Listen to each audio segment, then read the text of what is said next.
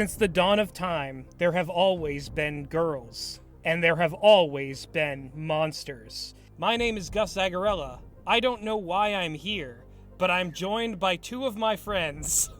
You sure are. Hi, I'm Addison Peacock, and I'm a girl, and I like monsters, and I like girls, so I consider myself something of an expert in this field. Addison is a ambassador from Girl Planet. So she is here helping us to understand the mysteries, the ancient mysteries of Monster Girls. I'm here to unlock the ancient mysteries and also to present you with a unique creative exercise, but in order to do that, I'm going to need our third co-host to introduce himself.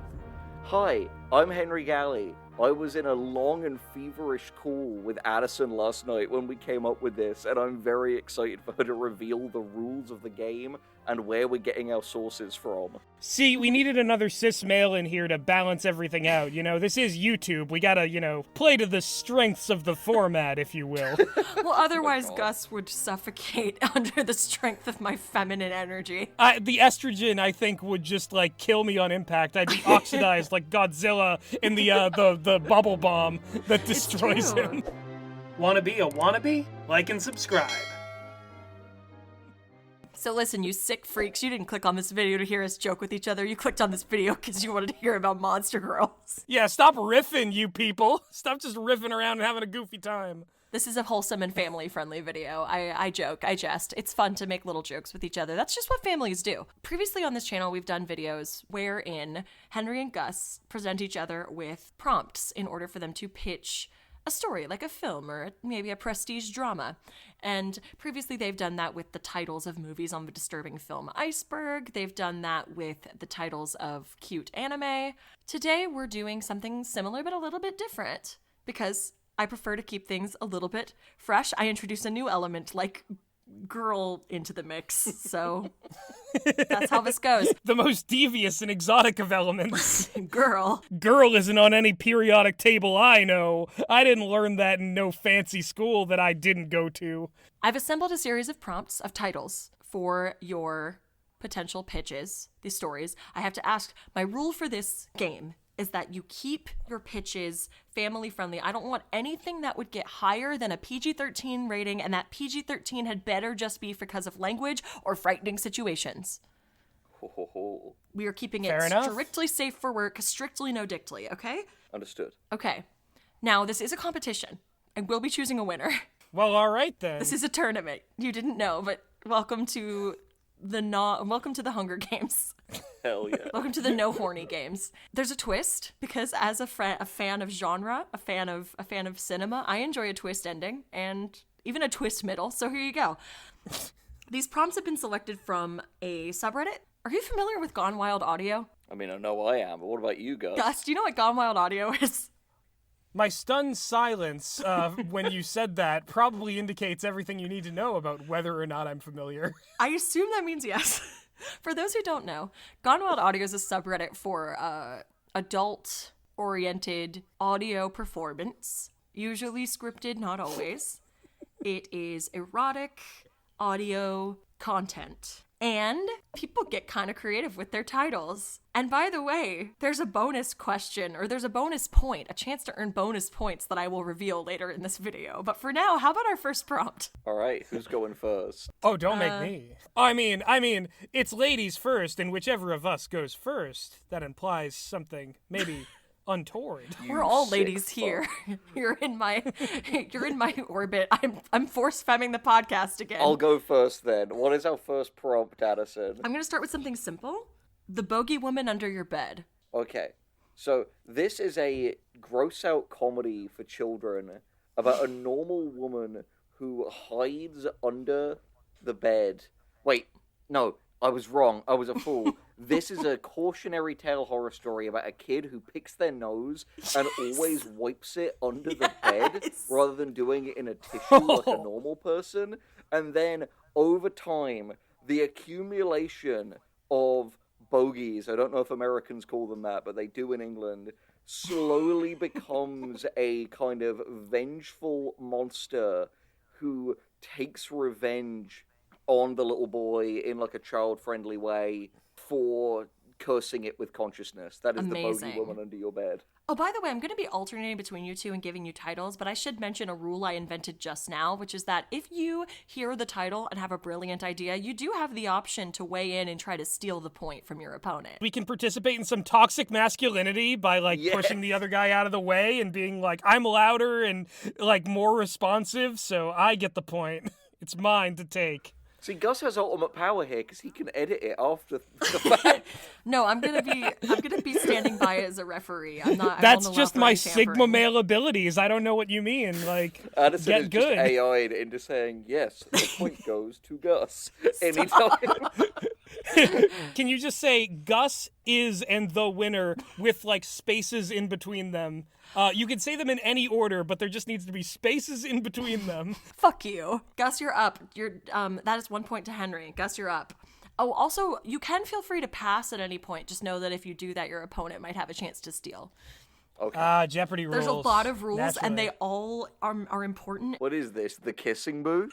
And I will remember all of them, and I will not forget any of the rules. Hell yeah. Girls have so many rules. Hey, Gus, I didn't are you realize ready? girls had so many rules. Yes. I would like you to pitch me the story of... I'm sorry, it's already happening. Okay. Welcome to the Butterscotch Breeding Barn. Ooh, wow. All right. We're right out the gate with the easy ones. Easy slam dunk ones. So these are... the butterscotches are little, like, candy fairies. It's set in a sort of Candyland-esque world, and it's basically like little butterfly creatures, and they are breeding both the things and plants, and it's a kind of let's save the farm Charlotte's Web style by trying to, make sure we get the runt of the litter gets their chance in the spotlight and proves that they are worthy of, showing those austere breeding companies that all care about their fine pedigrees and showing them that even the runt of the litter can mean something and can bring the people in and make the farm nice and butterscotchy and wholesome. It's true. I was there. I worked for the breeding company. I can't wait for this to be screened for future Farmers of America groups all over the nation. Yes. Much like a farmer, I'm gonna wipe the sweat off my brow. Yeah. Oh, we're getting excited already. Okay, Addison, what's the next one? Gus gets the point. That's one word for it. I'm trying to decide if I should start throwing these to you two and let you fight over them like a pack of wolves, or if I should keep alternating. That will just make this video nothing. It will just make it me and Gus yelling over each other. Henry, it's fine. Addison has said Gus gets the point once, which means I get every future point. Because I'm the editor. Gus gets the point. Gus gets the point. Gus gets the point. Gus has ultimate power here. Because he's so cool. Okay, damn. Okay, listen up, fucker. It's time for the... I said that the pitches had to be safe for work. I didn't say I was going to be. Okay. All right, one for me. All right, Henry. After hours is slime time. Okay, so this is about a child's conception of what it's like to work at Nickelodeon Studios. They spend all day making cartoons, they have ice cream for lunch, and then afterwards they all have a big slime party. And it's like a sort of faux documentary thing that is meant to redeem Nickelodeon's reputation after Quiet on Set came out. That's my pitch. Pretty good. Also, I'm going to introduce the chance for bonus points now, because I want you guys to be keeping track of something. Okay. I'm going to reveal a piece of delicate trivia about myself. One of the scripts in my list today, one of the prompts, is a script that I wrote. Oh. So the bonus point is we guess which one? Yeah. When we finish the game, you can push your score over the edge if you can guess which one I wrote when I was 23. Oh my god. Push, will we? Over the edge, will we? Hey now. What's Gus's next one, Addison? This is no place for being a pervert. Speaking of which, Gus, your next prompt is a monster mommy for Christmas. Sheesh. This is hardworking dad and hardworking single dad is trying to save money for Christmas, but he's just got one job, and it's at the business factory, and his boss is real mean to him. But the kid's like, I want all the cool stuff for Christmas. And so the dad's like, oh, please, like, I just wish that, like, my kid had a second parent. Like, I don't care what they are. I just want a second parent to raise my kid and be happy. Santa grants this wish and brings, like, a horrifying, like, Yeti North Pole monster that becomes the Monster Mommy. And the kid is, like, more into the Monster Mommy in, like, a kind of elf way. Like, it's like, oh, this is, like, an adult who likes kid stuff, like, being scary and doing, like kooky, wild stuff. And the dad's, like, not into it. But by the end, he accepts that maybe he needs the partnership of the Monster Mommy to raise his kid on Christmas. That's actually really good. Adorable. I'm giving you 2 points for that one. Oh my god, Yeah! this is pop quiz hot shots rules, are we? Alright, give me mine, Addison. I'm not writing the points down. Whose line is it anyway? The points don't matter, as our poet laureate Drew Carey once said. Incredible, okay. Are you ready for I'll your keep next prompt score. or not? Fuck I'm it. so ready. Okay, I'm so good, because ready. this one's called The Invisible Stalker. Okay, so this is about an invisible girl who has a crush on, like, the hot boy in her high school, but she is someone who is, as kind of a metaphor for how a lot of young women feel in that they're not seen and not heard and not listened to. She is literally invisible. So she needs to figure out a way to kind of woo this boy without having to, be able to be physically seen. And The Invisible Stalker is kind of a bit of an ironic title. Maybe one of her friends call her that at some point in the story. The obligatory rom-com funny best friend. All And right. that's my pitch. 2 points. Neck and neck, baby. Wow. It's anybody's game. I feel like I keep saying hell yeah in this video and I need to stop. Except yeah, it's brother. not neck and neck, because if he got 2 points, he's ahead of me. No, you got 2 you points got 2 last points time. too. Oh, then we are neck and neck. Do you not trust me to run this game? I don't trust numbers. It's nothing against women. I don't trust numbers. Would you like to tell me the tale of the witch and the incubus, please? Oh boy. Young teenage witch in whatever decade Incubus the band first came out.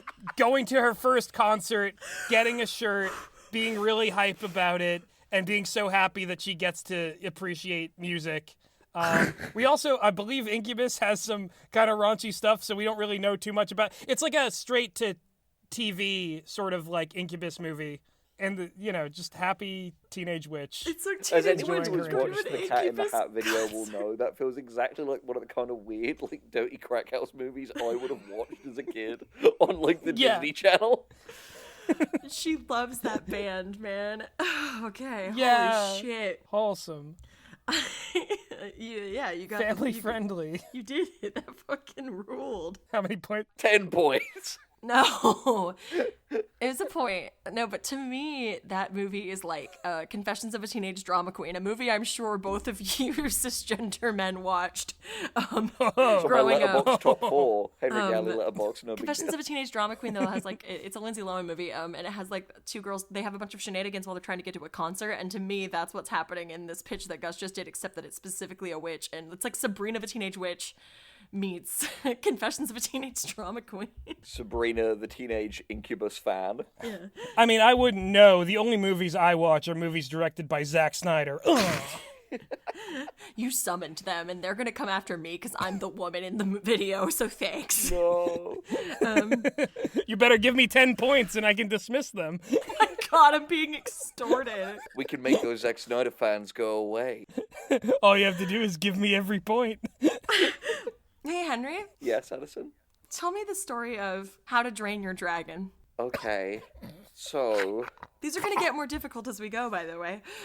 this is a story about a guy who works in waste management, and he's got a pet dragon, and on a job, he loses the dragon down the drain. No! And he needs to go into the sewer kingdom and get the dragon back because the dragon is currently in the clutches of the spiteful muck lord who hates the world for rejecting him. And anything good that goes in the drains, he and his little dirty minions get it. No. And the main character needs to go and get his drain dragon back. Boom, that's the plot. You know, I'm rooting for Henry a little bit. I mean, the Muck Lord alone, that's I gotta will be worth, like, will be accepting 40 fan art points. of the muck lord sent to Gus's Twitter. Write down in the comments what you think the Muck Lord would take from you. Yeah, what would the muck lord steal from you in his venture? Yeah. What has the Muck Lord stole from you? Who said it was fictional? It's true. Shit. I never It's said a documentary. All right, Gus. All right. Succubi police, open up! Succubi police.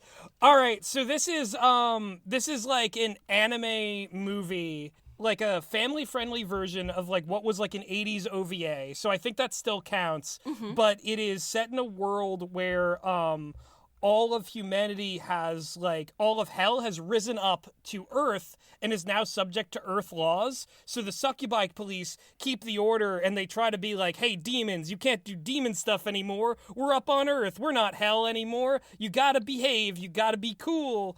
And or else the Succubi police will throw you in jail. And it's good cop, and bad cops, you know, still doing demon stuff on the down low. And good cop is, you know, an angel, and she's the only angel on the force. Succubus and God. angel. Boom, there it is.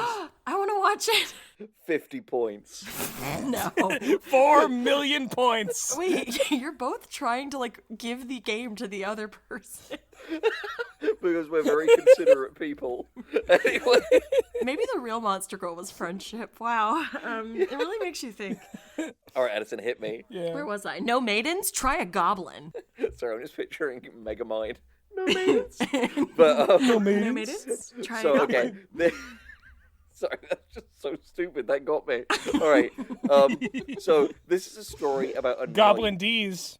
Yeah. Anyway. No, this is a family-friendly video, you Gus, scoundrel. if you say anything like that again, I will boot you from the game. Please don't give me 20 So, points for that. this is about a knight who wants to prove himself as a knight by rescuing a maiden, but the problem is all of the other knights have already rescued the maidens. So, in order to get his knighthood, he decides to instead try to save a downtrodden goblin girl who has been carried away by a giant bird. And he needs to go and defeat the giant bird and realizes, in befriending the little goblin girl, that despite their superficial differences, they actually had a lot more in common than he thought. This is Shrek pilled. Yeah, boy, Yeah. it is Shrek pill. Okay. Excellent. Pretty good, pretty good. I have lost track of the points. You're doing great. Well, I think my friend Henry there should get 60 points for that. I think Gus should get 100 points for saying that. Oh, Henry, I think you should get 200 points. I love you, Gus. Have 1,000 points. Oh, Okay. Henry, have 2 million points. Hey, guess what, you guys? This is really sweet, but I need you fuckers to remember that you actually don't have the authority to dispense points. Thank you so much. I'm sorry, Gus. Sorry, ma'am. I'm like not beating the I'm not beating the allegations. I'm not gonna say which ones. Okay. Give me the next family-friendly prompt, Addison. Okay. That's not a bed, that's a mimic. Well, I think what this is that, like, you know, poor adventurer man can't.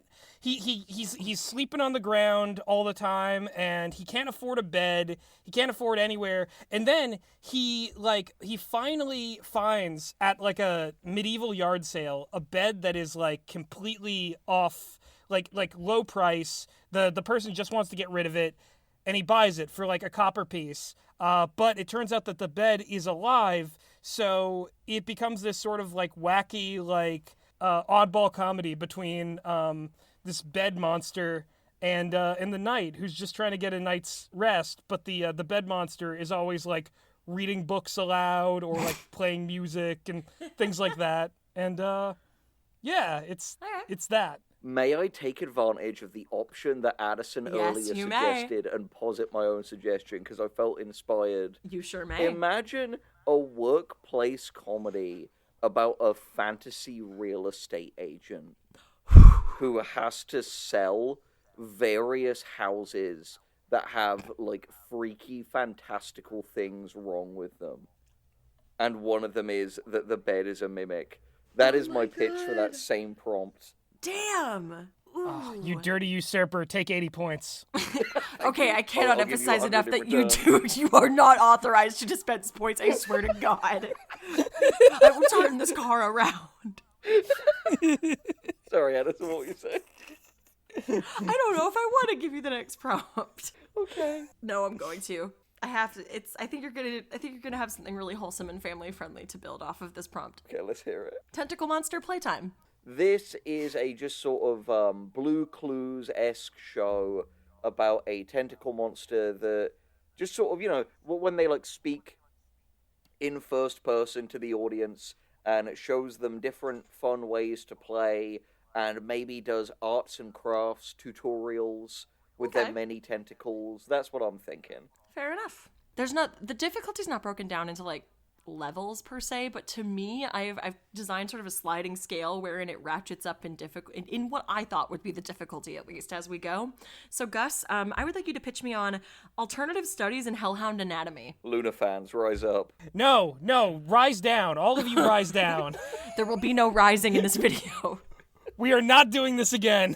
The only thing that will rise in this video are our spirit. That's it. This is a mockumentary style Christian family film about a kindly priest who is trying to rehabilitate hellhounds that are outside of hell.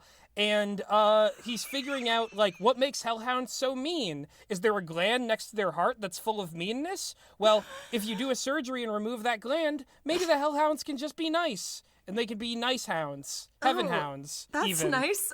So you're saying he checks in these hellhounds to some sort of like dog hotel, like this some sort of hotel for dog sitters, some kind of like Yeah, a little bit. rehabilitation hotel. I would make a very particular Wednesday reference, but I really don't want to go there. I was saying, Gus, for some reason, that feels like a weirdly, like, specific, like, terrifying thing someone would remember, like, seeing on VHS as a kid and as an adult being like, did I really see that?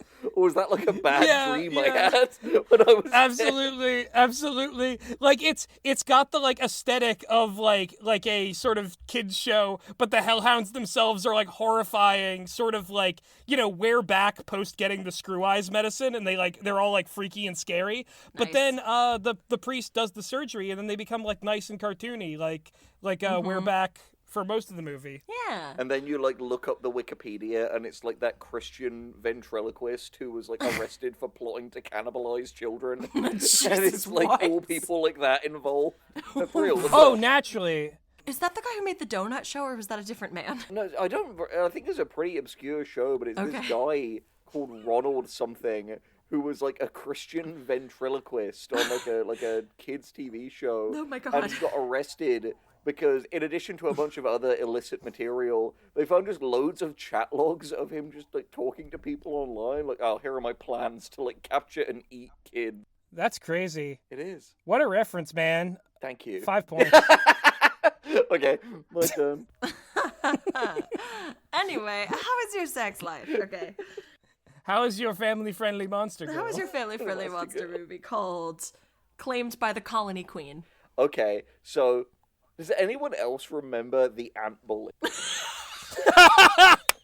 Let's go! This is a sequel to the Ant Bully, where, you know, the Ant Bully, whose name no one on Earth remembers, has become an adult, and he's living an unfulfilling life, because, you know, when you have a childhood experience like that, just, like, working in an office or something, you know, isn't really gonna cut it for you. So in the Ant Bully 2, he gets shrunk down again. I forgot how they did it in the first movie, but he does it again. His name is Lucas Nickel, by the way. Lucas Nickel, and Lucas Nickel gets little again, but as an adult, and he marries the queen of the ants and becomes their king. and his half ant, half human son, or at least the 1,000 of them that he has with the queen, have all got to kind of grow up accepting their dual identities, and they learn to do that, and that's the movie. It's a metaphor for being raised by parents who grew up in really different backgrounds. It's a metaphor for being in a blended family. The implications are staggering. 4,000 points. Thank you. All right, I cannot keep doing this with you guys. All right, another one for Gus.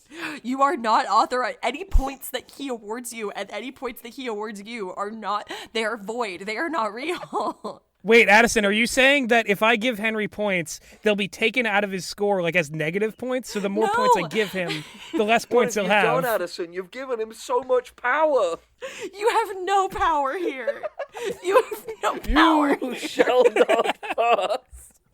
You have no power. Can someone, I'm begging you, fan out people of the world, someone please draw Balrog Gus descending towards Gandalf Addison standing on the bridge in front of Gus Balrog. Okay, you know what? I'm so mad at you, I'm skipping some of the easier ones. Oh. Uh-oh. Uh-oh. Uh-oh. This is a long title. This has got an isekai level title. Oh boy. You're the new guy alone on the night shift, guarding a sexy and highly dangerous shape-shifting cryptid woman in a containment facility. What could go wrong? Well, I'll tell you what could go wrong. It turns out that she just wants the new Spider-Man comic book because she's a spider lady and Spider-Man's a spider and she really relates to Peter Parker's journey. So you get her that new Spider-Man book and it turns out she's not actually that dangerous, you know? People are just afraid of spiders. And maybe if we could just accept people for what they are, the world would be a better place. I'm taking away a point because you didn't incorporate her being a shapeshifter. Oh my god. The good Addison giveth, the good Addison taketh away. There's no good She's Addison also left. into Batman because she also becomes a bat. I don't know. Addison has entered Baddison era. You may live another day. Okay. All right, Henry, are you ready? Yes. I would like you to tell me about the plot of Welcome to the Milk Trade, cutie. Okay. So, this isn't even that complicated. This one is just, a kind of the founder, Nightcrawler, I'm not making my case here, thing about someone entering the sort of milk industry, and, they turn out to become a part of coming up with the famous Got Milk campaign that kind of made milk cool again. And over the course of this, we just kind of, get to learn a lot about the milk business, its ups and downs, and the importance of consuming calcium to make your bones very strong. And of course, the main character is cute, hence the title. I'm going to actually take this because Go there was for no it. monster girl in any of that. No, please go for it. It was not my best. Steal it. This is going to be a sort of interstellar space cow milk farm, but the main character is half space cow, half human because they're a gene splice, and it's a legal battle to see if they can sell their own milk legally. We don't actually see any milking, but we, it's this story about, should we own the means of production? And it's a metaphor for kids about socialism. You know what? George Orwell would love it. I'm going to give you 1,000 points for that, Gus. Yes! Let's go! I am being pushed to my goddamn limit. What's Gus's one now, Addis? Okay. All right, since you fuckers want to make me pull the ripcord. Hibernating squirrel girl goes free use for the winter. So naturally, she is going to be hibernating in her winter home. So her summer home is free for people to stay in as long as they, respect the rules of the house. So this is like a couple of idiots, a couple of idiots basically stay in this squirrel girl's house while she's hibernating and ruin things, and then they have to cover for themselves when she wakes up / gets back to them. And it's called Survival of the Idiots, and it's a SpongeBob episode. I was going to say, is there a plagiarism clause in this? They're all humans, except for the squirrel girl, so it doesn't really matter. Oh, okay. You get to have it. 10,000 points. Right, what's my one, Addis? Stop giving each other points. No. Dudes having solidarity. Bro code. This is men supporting men, kings supporting kings. You can't take this from us. What's a king to a god, and what's a god to a non-believer? Oh God. And what's a non-believer to a girl? To a girl, and what's an anyone to the subject of this next fucking story? Sacrifice for the angler mermaid. Okay, so this is a kind of tween horror about puberty. It is about a teenage boy who is still kind of figuring himself out, who, while, like, fishing one evening, finds a beautiful angler mermaid, and she's like, I'll be with you, but you need to bring me food. And initially, he just brings her normal food, and for a bit, she's okay with that. But then she's like, well, this isn't naturally, like, this isn't the healthiest for me, and I really like you. We should stay together, but could you bring me, like, animals, maybe? So he starts going, and he starts, like, getting different animals. And then eventually, because he's, poured his heart out, told her so many stories about what it's like at school, she's like, oh, well, this one kid at school sounds like he's really mean to you. Bring him here, and he won't be a problem for you anymore. And it becomes about his, like, kind of moral question of, has this gone too far? And it is a child-friendly parable about grooming. That ended up being weirdly sincere, but that's my pitch. You've also done a Little Shop. Yeah, it is. Shop of It's a bit of a little shop. I'm not mad at it. That's 90 Hey Gus, million would you like points. your prompt? I'm gonna. Yes, I would. Okay. Trying to say this not in that with as much rage as I have in my heart, because I think it doesn't do justice to the fucking title. Okay. I don't like that there's gonna be audio of me saying this on the internet though. Okay. I'd like you to tell me about the plot of Hurry Master, I Need Your Puppies. This is the story of a, like, medieval noble who has, like, a troop of hunting dogs, and he's training the new, like, group of beagles that are, basically, like, out there. He's training them for the first time. He goes into the enchanted forest, and they get lost. And so the servant who was going to be, like, taking care of all these puppies is like, wait a second, you lost all the puppies? Hurry, master, I need your puppies. And, like, he has to go into the woods and track down all of the little puppies that are lost in the forest. And he has to collect them all and bring them home. Okay, I have a question for you guys. Yes? Do you think I'm a fool? Do you think I'm a goddamn fool? No. Did you think I wouldn't notice that there was no monster girl in that pitch? Did you think I wouldn't notice? Ooh. The Enchanted Forest has a cat monster girl who who stole all the puppies. She's behind the disappearance of the puppies because she's like, ha ha ha, dogs are so stupid. I will watch them be trapped in my forest forever. And the servant girl and the master have to deal with her machinations. And that cut girl's name was Christy Gnome. The reference flew directly over my head. God damn it. No, it didn't! Oh, there we go. No, it didn't! It finally hit! Oh, no! She lured them to the gravel pit.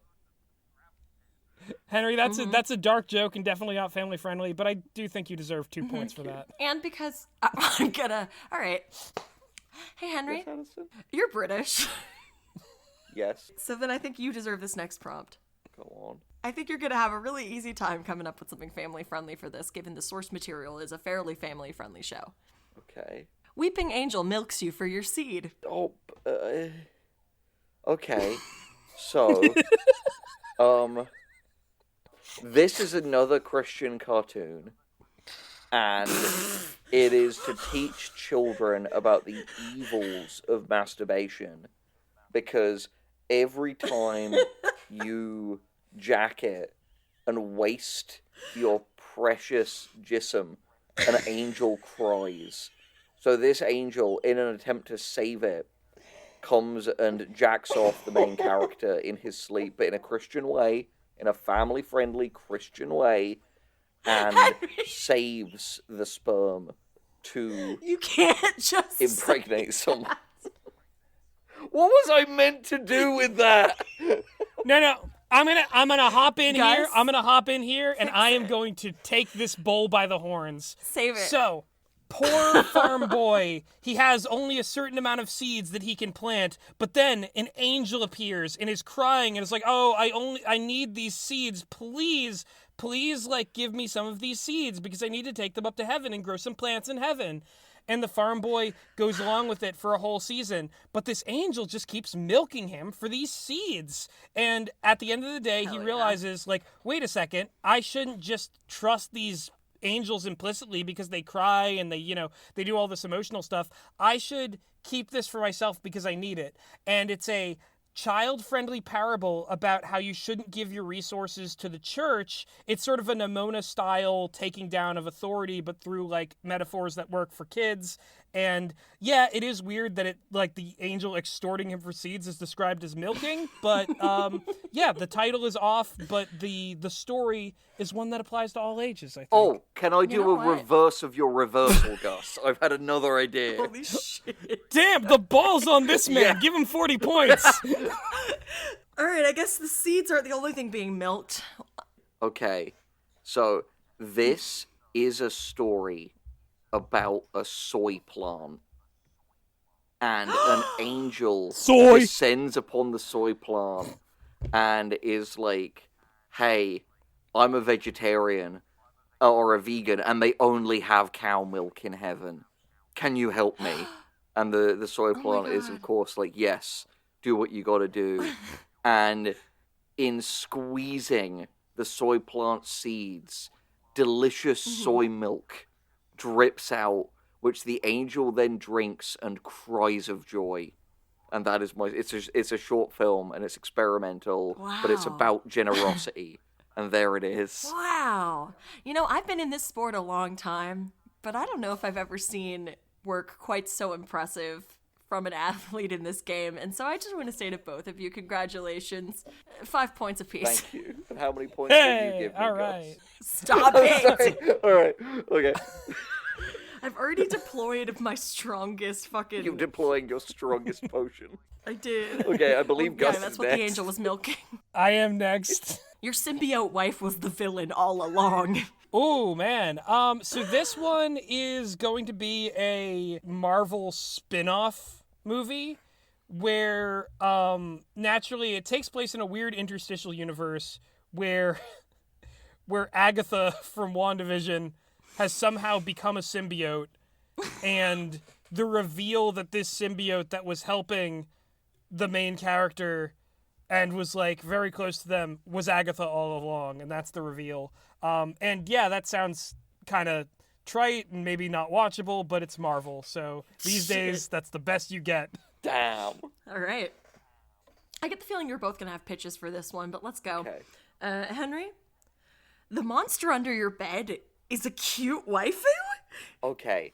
So, this is almost so broad, but this is about a Mike Wazowski style, adorable monster girl who is super depressed because she wants to be like a really scary monster like the rest of her family. Oh, no. It's a case of she is ironically kind of considered the ugly duckling because she's adorable and the rest of her family look like proper like Junji Ito monsters.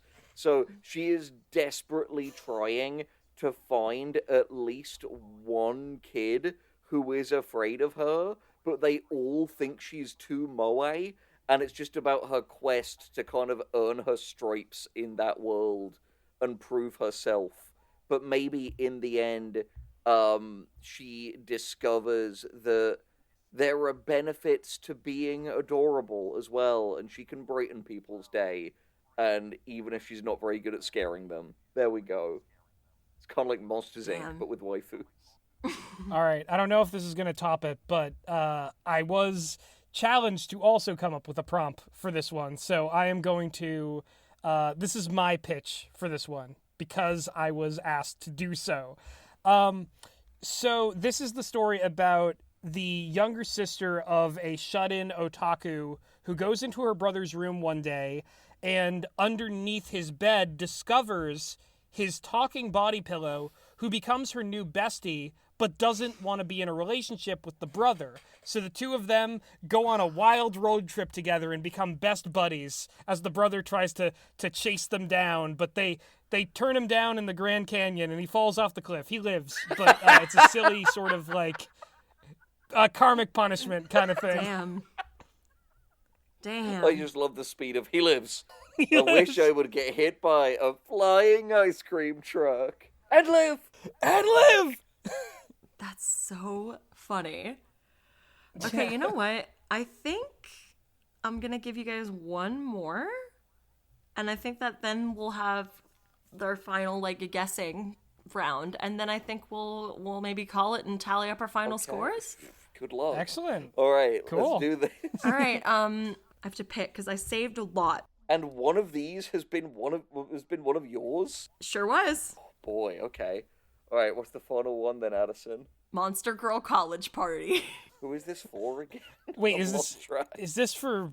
This yeah, is for who both is of this you. for? Okay, Gus, do you This want is to the go last first? That's question before the final question. Don't you understand? No, I don't. But go on, Gus. You go first. All right. Okay. So Monster Girl College Party. It's a sorority, but like the requirements to get into this exclusive sorority, nobody else at the college is a monster. But in order to get into the sorority, you got to be a monster, and it is a sort of like mockumentary style, kind of best in show style about the big party they're throwing at the end of the year. And there is a beer ooze. There is a multi-armed beer pong champion. There is an ancient Greek Oceanid who is the head sister of the sorority. There are lots of other, various monsters who you get to meet throughout this goofy, funny Monster Girl College Party. Wow. Okay. What was the exact title again, Addison? Monster Girl College Party. Okay. This is a story following the one, straight edge monster girl desperately trying to study for her finals the next day while there is a huge rager in her house. But all of the people doing the rager are humans. So she is having this internal battle of, well, I should keep studying or I should join in. And eventually, she leverages the fact that she's secretly a monster to kind of one by one scare away the different partiers so she can have peace and quiet and finish studying. Nice. And what's the final question? The final question is, which one did I write? So does Gus guess, then I guess? Which one was yours? I don't All right, care. Gus, you go first. This is really difficult. Wait, if neither of you get it right, I will not tell Are you. we allowed to have the list of titles read out again? Yes. Let me listen. Okay, yeah, yeah, let's that hear will it. help. That will help. Okay. I do not remember them in order, so I'm just gonna have to go through. Okay, that's fine. Okay, wait, let's see. Yeah, we did. No, here's we go. The Bogey Woman Under Your Bed. Welcome to the Butterscotch Breeding Barn. After Hours is Slime Time. A Monster Mommy for Christmas. The Witch and the Incubus. How to Drain Your Dragon. The Invisible Stalker. Succubi Police, Open Up. No Maidens, Try a Goblin. That's Not a Bed, That's a Mimic. God, I skipped a lot of good ones. Maybe we'll do a part 2. Yeah, tell us if you want a part 2 down in the comments. There's more of these horrors to come. Tentacle Monster Playtime, Alternative Studies in Hellhound Anatomy, Monster Girl College Party, Claimed by the Colony Queen. You're the new guy alone on the night shift guarding a sexy and highly dangerous shape-shifting cryptid woman in a containment facility. What could go wrong? Welcome to the Milk Trade. Cutie, specifically. Hibernating Squirrel Girl goes for use for the winter. Sacrifice for the Angler Mermaid. The monster under your bed is a cute waifu. I have a Your theory. symbiote wife was the villain all along. I have a theory. Well, we're not done Okay, yet. keep Weeping on. Angel milks you for your seed. Is that it? And hurry, Master, I need your puppies. Okay. I am putting all of my chips on the Witch and the Incubus. What's your guess, Gus? I am going to go with A Monster Mommy for Christmas. We have a winner, by the way, and it's Oh Henry my Galley. god. I'd like to thank Oh! the Academy. I'd like to thank my mom. Hope God she never damn! watches this. Holy smokes! He did it! This was a journey. All right, shall we tally the points? You're not tallying a goddamn thing. Yeah, Italian. All right, you tally the points then. Alright, what is it, Addison? I think you have, I think Gus wound up with approximately 1 slabillion points. And Henry wound One up slut million points. with 1 slut million and 1. Oh, I won by 1 slot point. This is the best day of my life. I'm Your proud of you, trophy's in the slut. mail. You might want to wash it first. I will, as a show of solidarity, give my 1 slot point to you, Gus. Stop it. Oh, no, Henry, I can't. You take it. Imagine if the rest of the video was a solid hour of that, just back and forth. That 1 slut point, it would make us uneven. I think we're going to give that 1 slut point over to Addison. So Addison has 1 point, and then we have our points, and everybody have wins. 1 slabillion. Everyone wins. We have one. Thank you for watching, Yeah. everybody. I'm so sorry. Why are you If you sorry? if you like that video, go take a cold shower. You If you like that pervert. video, stop it. Get some help.